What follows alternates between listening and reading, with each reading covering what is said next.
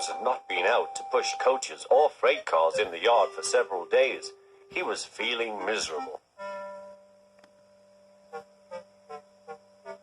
Oh dear, he thought, I wonder how long I shall have to stay in the shed. Will anyone see my red coat again? Why did I go so fast that I made a hole in one of my coaches that had to be mended with, of all things, a passenger's bootlace? At last Sir Topham Hatt arrived. I know you are sorry, James, he said, and I know too that you want to be a useful engine. People are laughing at my railway, and I do not like that at all. I will try hard to do my best, said James. That's a good engine. There's nothing like determination. I want you to pull some freight cars for me. James was delighted and puffed away.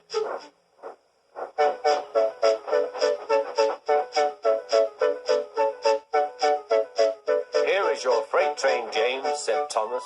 Have you got some bootlaces ready? And he ran off laughing. Oh, said the freight cars.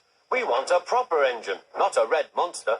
James took no notice and started as soon as the conductor was ready. Come along, he puffed. We won't, screamed the freight cars. But James didn't care, and he pulled the screeching cars sternly out of the station.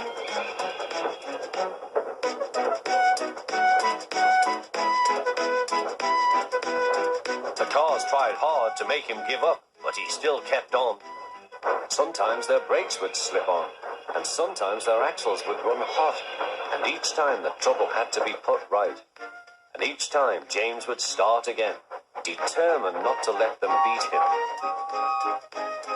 Give up, you can't pull us, you can't, called the cars. I can and I will, puffed James. Slowly but surely, he pulled them along the line. At last they saw Gordon's Hill.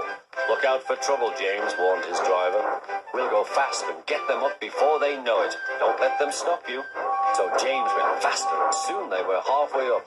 I'm doing it, he panted. Will the top never come? Then, with a sudden jerk, it all came easier. I've done it, he puffed.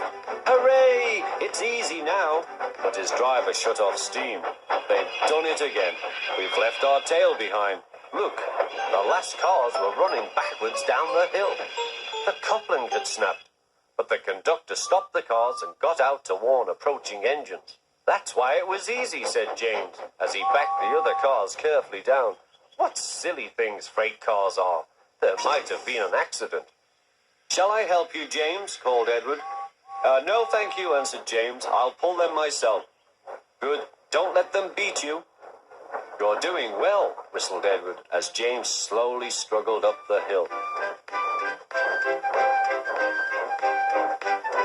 I can do it, he puffed. He pulled and puffed as hard as he could. I've done it, he panted.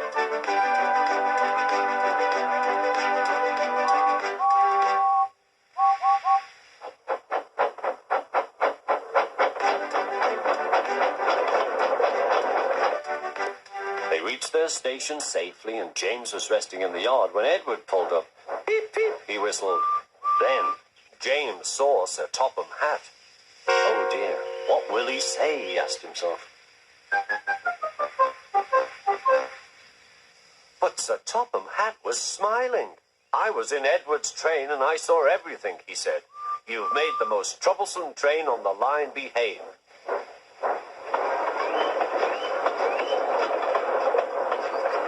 After that, you deserve to keep your red coat.